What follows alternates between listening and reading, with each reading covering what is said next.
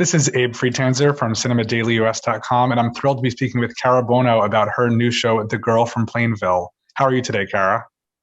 I'm doing great, Abe. How are you? Good, good.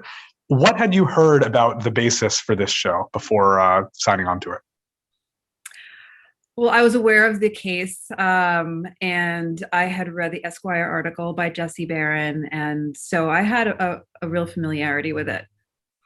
And once you started working on the show, how different did you find it to be than what you had read in terms of the story?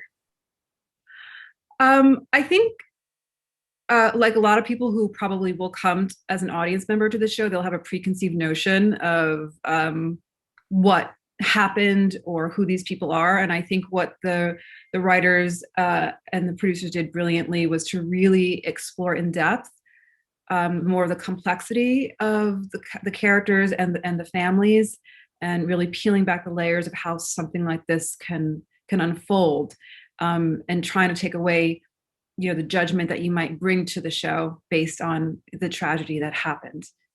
How important was it for you to portray this Sorry. real person in a way that was accurate to who she was?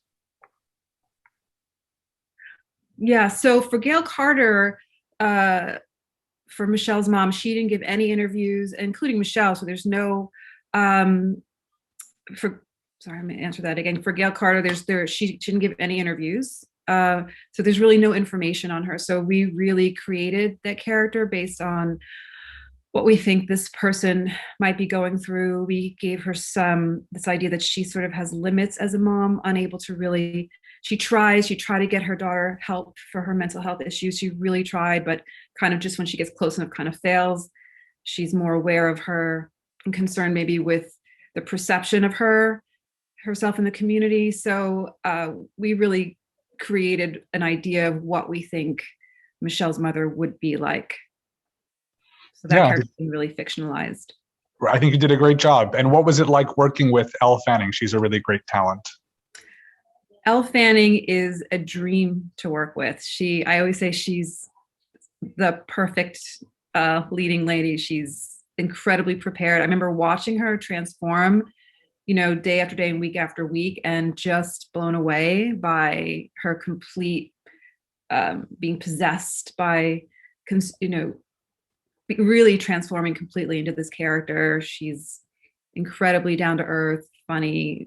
She's really absolutely amazing. I adore her. That's great. And I feel like I've seen you in a lot of TV roles, but they're often, science fiction or period dramas. What was it like to make something that's, just essentially in the present? I know, right? Like no big hair, no wigs.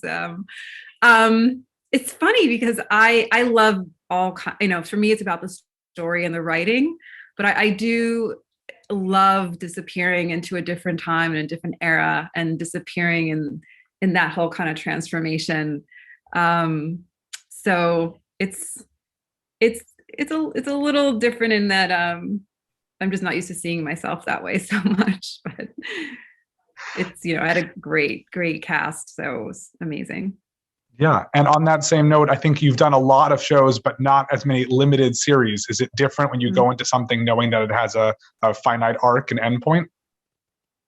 It's interesting. It's like shooting a very long movie versus, being on a series, which I love being on a series because I love the how the characters evolve, how the stories evolve, and things like that. So, you get close to people and then it's over and you're, maybe we'll work with them on another picture. But it's like shooting just a very long movie. That's a good way of putting it. And do you think that people will recognize you from your roles in things like Stranger Things or Mad Men and bring some perspective to your character here that they might not have had otherwise? I wonder. That's an interesting question. I hope the fans of Stranger Things and Mad Men will, watch the show and, and have some good conversation based on the topics that it brings up, particularly surrounding, mental health and suicide and texting responsibility and things like that. So hopefully it'll draw those audience members into these current conversations we're having that are really important. I agree. I agree. The first 3 episodes of The Girl from Plainville premiere on Hulu on Tuesday, March 29th. For more great content, subscribe to the Cinema Daily US YouTube channel. Thank you so much for speaking with me, Cara, and I look forward to seeing you in some of the shows we mentioned in the future. My pleasure. Thank you. Thank you.